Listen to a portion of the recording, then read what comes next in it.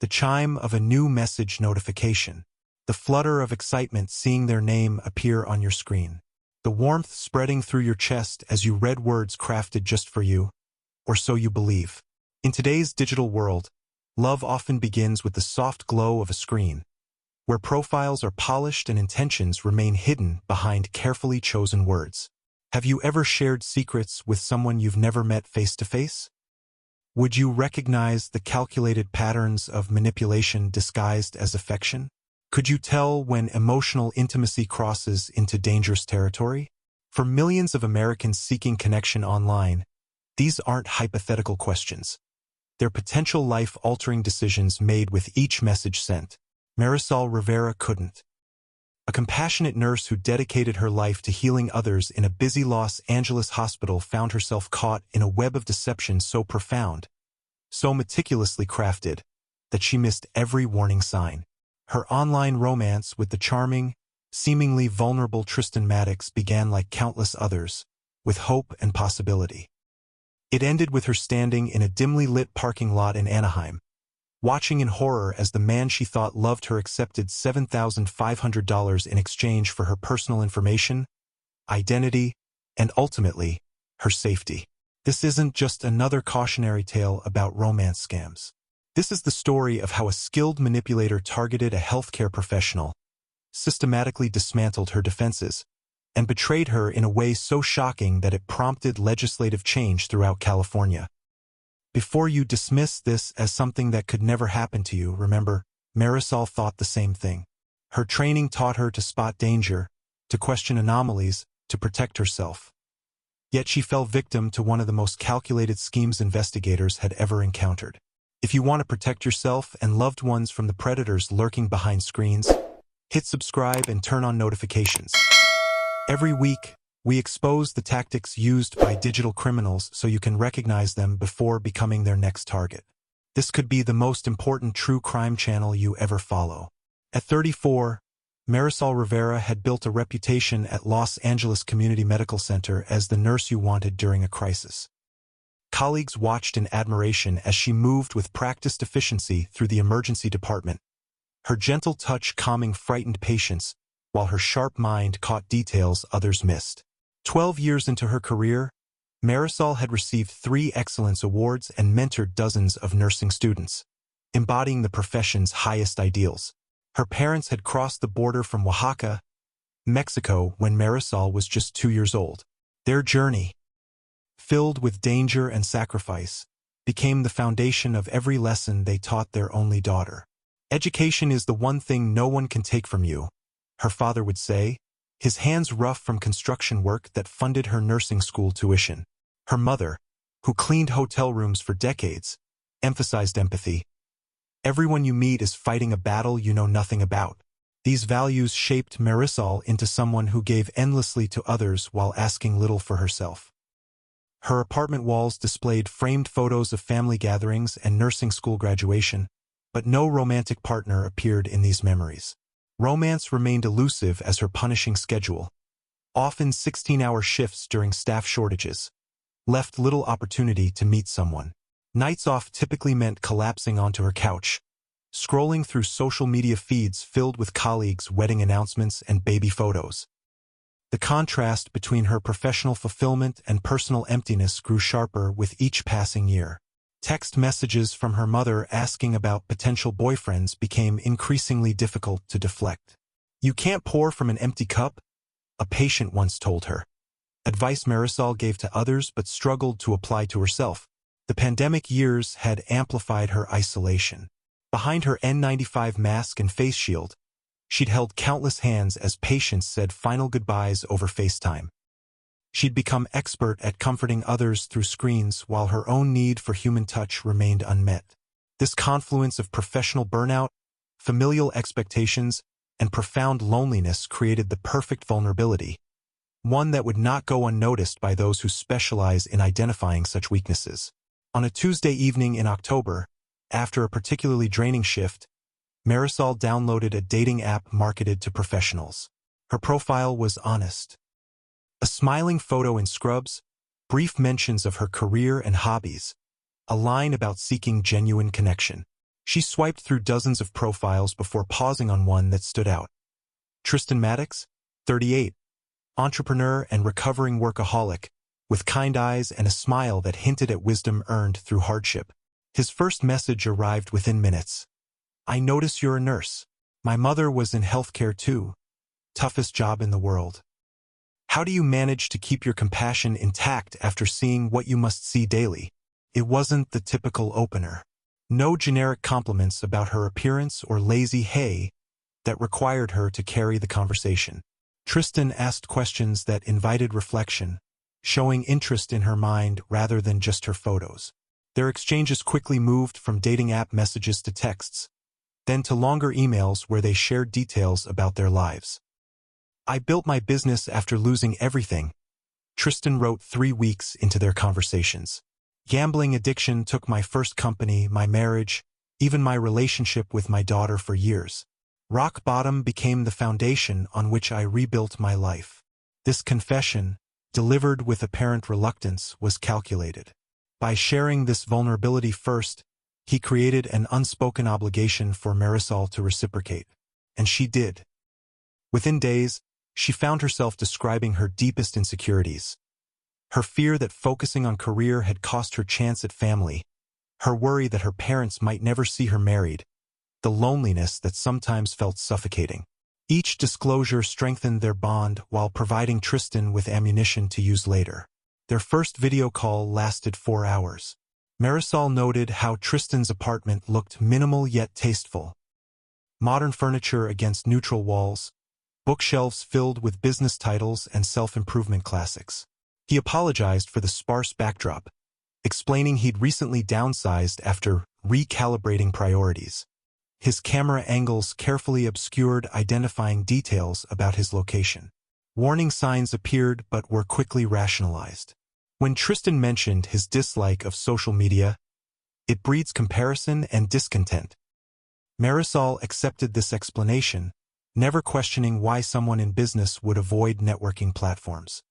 His reluctance to introduce her to friends was framed as protecting their bubble of authenticity. When calls were canceled due to investor meetings that always seemed to run late, she admired his work ethic rather than noting the pattern. By January, 3 months into their virtual relationship, Marisol believed she'd found someone who truly understood her. Meanwhile, Tristan had compiled an extensive profile of her vulnerabilities, preferences, and pressure points, all willingly provided, all meticulously documented for future exploitation.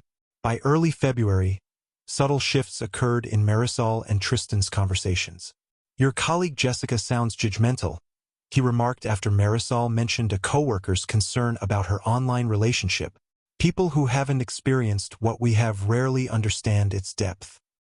Similar comments followed whenever Marisol mentioned friends or family. Each observation created millimeter-wide fissures between Marisol and her support network. You know who you should really distance yourself from? That friend Elisa. Her negativity is toxic to someone with your sensitive nature, Tristan advised during a late-night call. Marisol nodded, not realizing Elisa had been the only friend who'd voiced direct skepticism about Tristan's mysterious background. The requests began innocuously. Send me your work schedule so I know when not to disturb you, seemed thoughtful rather than controlling. Could you forward that email from your bank? I know someone who works there. Might get you a better interest rate. Appeared helpful rather than intrusive. Each piece of information, her mother's maiden name shared during a story, her childhood pet mentioned in passing, was cataloged methodically. For months into their relationship, Tristan's tone changed during a video call. His usual composed demeanor gave way to visible distress. I wouldn't normally share this, but you're the only person I trust, he began, voice trembling. My ex-wife is threatening to restrict access to my daughter unless I pay off our joint credit card debt. It's $3,200.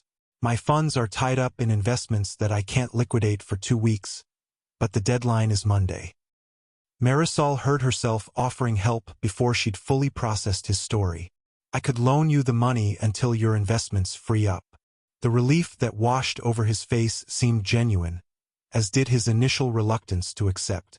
You're saving me and my relationship with my daughter, he whispered as she completed the bank transfer that evening. The money was never mentioned again. 3 weeks later came another crisis, legal fees for a business contract dispute. Then unexpected medical bills for his father. Each emergency arrived with perfect timing, just as Marisol might begin questioning the previous situation's resolution. Each required slightly more money. Each was cushioned with increasing declarations of love and visions of their future together. "You're my guardian angel," he told her after she transferred $5,000 from her parents' gift fund for her future wedding. "Once we're married, I'll make sure your generosity is repaid tenfold." By summer, Marisol had depleted her savings, taken a personal loan, and picked up extra shifts to manage her dwindling finances. Yet she felt closer than ever to Tristan, bound by shared secrets and sacrifices that no one else could understand. Have you ever dismissed warnings from friends about someone you were dating? Did you ever justify behavior that made you uncomfortable because you'd already invested so much emotionally? The hardest red flags to see are the ones illuminated by the light of what we desperately want to be true. Take a moment now to hit like if you've ever looked back and recognized warning signs you once rationalized away. Your honesty might help someone else currently blinded by manipulation. "I need to see you." Tristan's message arrived at 2 a.m. after a week of minimal contact. "Something's changed. I have important people who want to meet you. It's about our future." The cryptic message launched a flurry of texts where he gradually revealed fragments of a plan. Potential investors for his new venture wanted to meet his partner. These connections could secure their financial future. The meeting needed to happen quickly and discreetly. The location, a family-owned Italian restaurant in Anaheim with a private back entrance, was chosen for its exclusive clientele. "Wear something professional but approachable," he instructed. "These people value authenticity over flash." For 5 days, Marisol cycled between excitement and apprehension. She requested time off, something she rarely did. She purchased a navy blazer that stretched her already strained credit card. She rehearsed questions about investment opportunities, determined to demonstrate her intelligence alongside Tristan. This meeting represented a threshold, from virtual relationship to real-world partnership. September 17th arrived with unusual heat. Marisol spent 2 hours preparing, applying makeup with surgical precision, straightening her hair, selecting modest jewelry. The woman in the mirror looked professional, capable, someone worthy of standing beside a successful entrepreneur at an important meeting. GPS directed her to a weathered strip mall where Vesuvio's Italian restaurant sat wedged between a discount clothing store and vacant commercial space. No valet service, no line of luxury vehicles, just flickering neon and faded awnings. Marisol checked the address twice before reluctantly parking. Inside, the restaurant was nearly empty. An elderly hostess directed her through the dining area toward a rear door. "They're expecting you in the private lot," she said without making eye contact. The private lot was a cracked asphalt rectangle behind the building, partially concealed by overgrown oleander bushes. Tristan stood beside a black sedan, accompanied by 2 men in dark clothing. One tall and angular, the other compact with vigilant eyes. Neither smiled in greeting. "There she is," Tristan called, his voice oddly flat. The embrace he offered felt mechanical, missing the warmth she'd imagined countless times during their video calls. Up close, he looked different, older, harder around the eyes. "You must be Marisol." The taller man extended his hand. "Tristan has told us everything about you." The conversation that followed felt choreographed. Questions about her nursing career, her access to hospital systems, her knowledge of pharmaceutical protocols. Tristan remained silent, watching with detached interest. "I don't understand," Marisol finally interrupted. "I thought this was about investment opportunities." A moment of silence followed before the shorter man laughed. "She really doesn't know, does she?" Tristan reached into his jacket, producing an envelope. All the information as promised. Hospital access codes, staff rotation schedules, pharmaceutical delivery timetables, her personal identification documents. Worth every penny. The taller man nodded, handing Tristan a different envelope. 7,500, as agreed. Time seemed to stretch as Marisol processed the exchange occurring before her. These weren't investors. This wasn't about their future.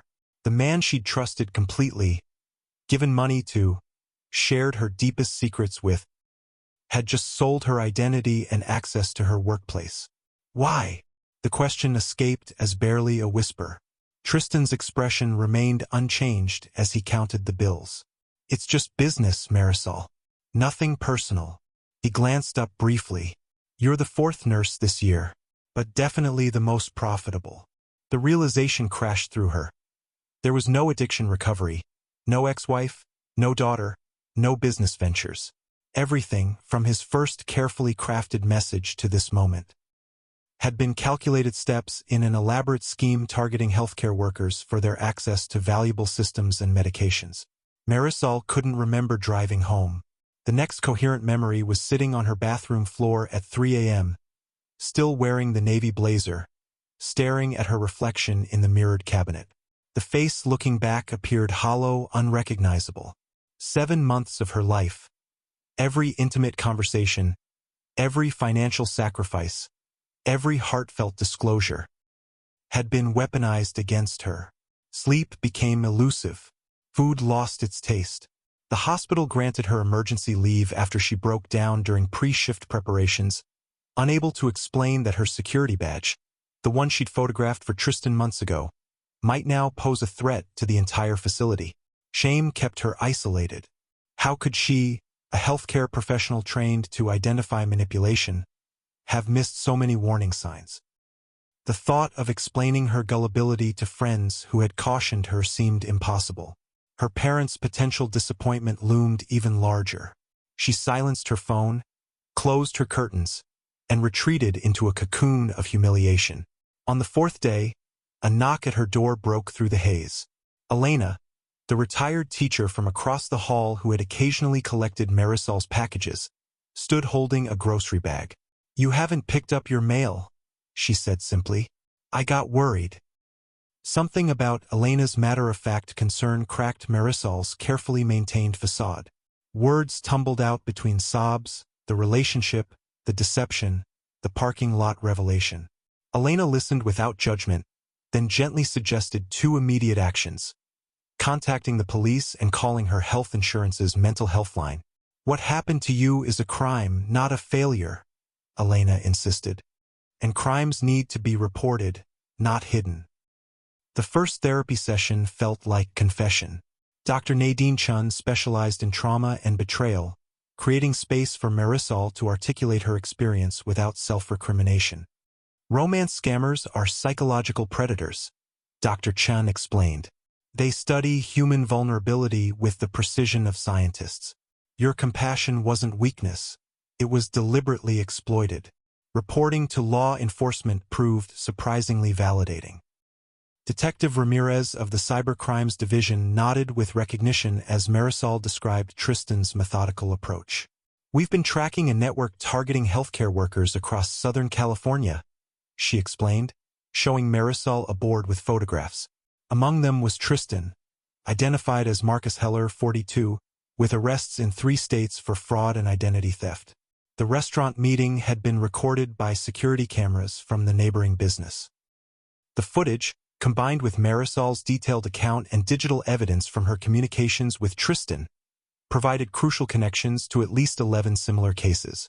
"These operations aren't impulsive," Detective Ramirez explained. "They're calculated businesses run by networks that target specific professions with access to valuable systems. Nurses are prime targets because of their access to patient data, pharmaceutical supplies, and hospital security protocols."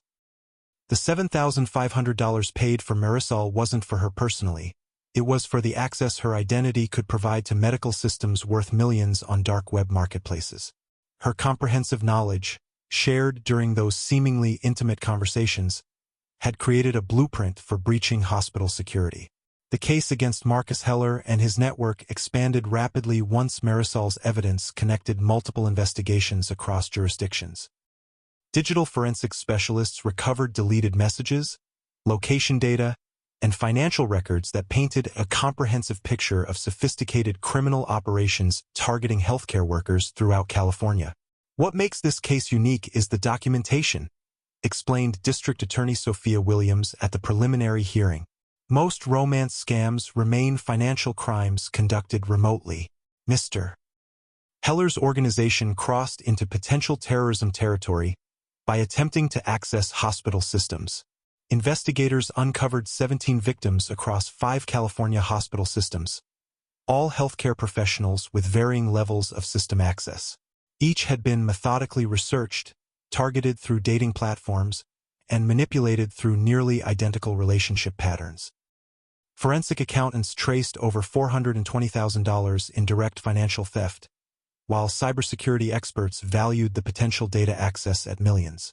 The investigation revealed Marcus operated with 4 primary associates: a technical specialist who created false identities and managed digital footprints, 2 purchasers who appeared at in-person meetings to acquire information, and a dark web broker who sold the acquired credentials to international buyers targeting American healthcare infrastructure. Legal proceedings faced significant challenges. 3 victims refused to testify, citing professional embarrassment. Digital evidence required complex explanations to help jury members understand the sophisticated nature of the crimes. Defense attorneys attempted to frame the relationships as consensual and financial transactions as gifts rather than fraud. They're trying to put romance on trial rather than organized crime, prosecutors noted during jury selection.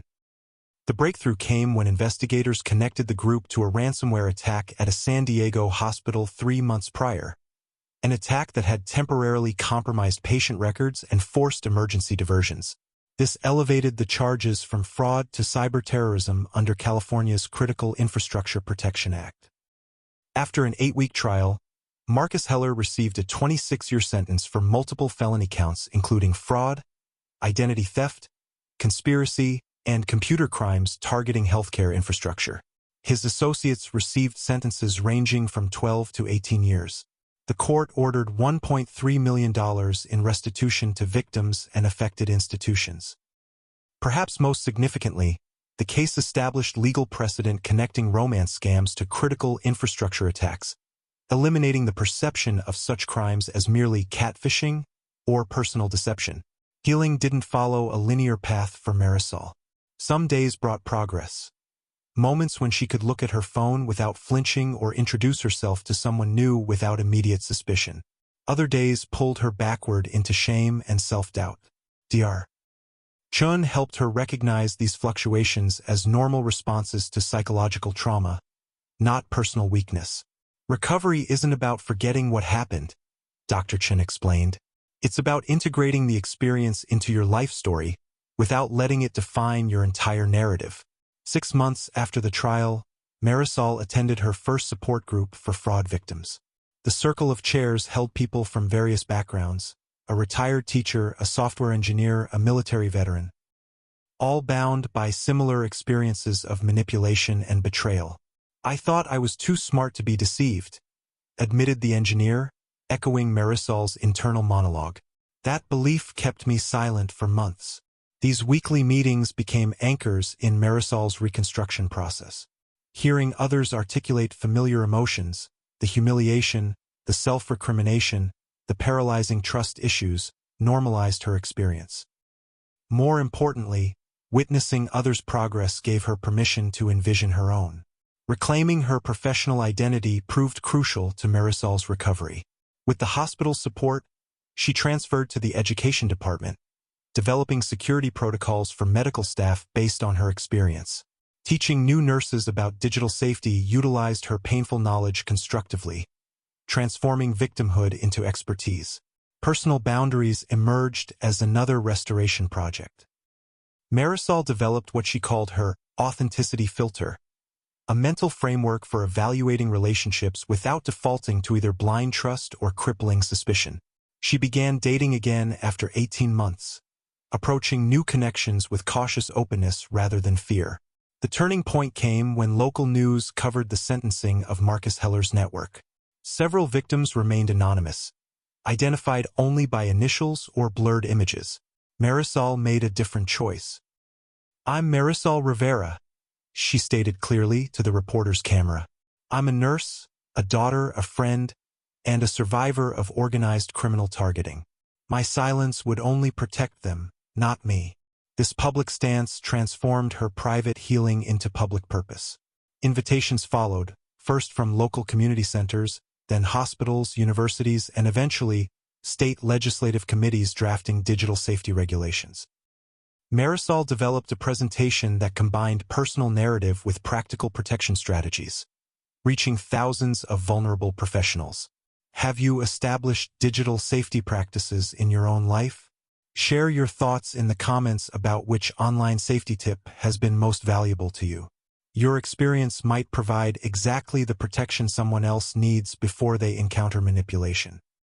Remember, community awareness is our strongest defense against those who weaponize our human need for connection. Marisol's case, combined with similar incidents across the healthcare sector, catalyzed significant legislative reform in California. The Healthcare Digital Protection Act of 2023 established mandatory security protocols for medical institutions and created specialized response teams for suspected targeting of healthcare professionals.